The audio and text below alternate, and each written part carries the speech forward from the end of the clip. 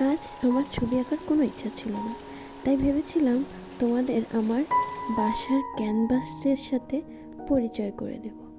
কারণ আমার বাসার ক্যানভাসগুলো আমার খুব প্রিয়।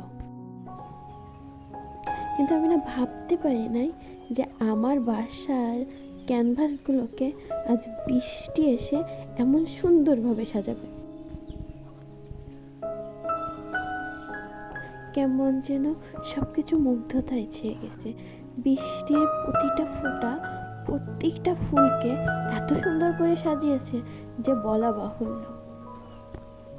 এই জন্যই তো বলে প্রকৃতি মানে একটা ক্যানভাস, পুরো পৃথিবীটা একটা ক্যানভাস।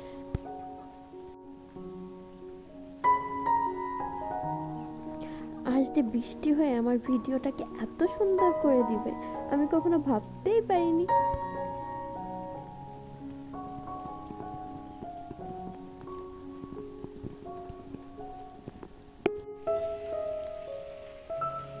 আমার পুকুর পাড়ে বাতাবিলের দেখলেই যেন মনে হচ্ছে ছন্দে ছন্দে সবকিছু মিশে গিয়েছে।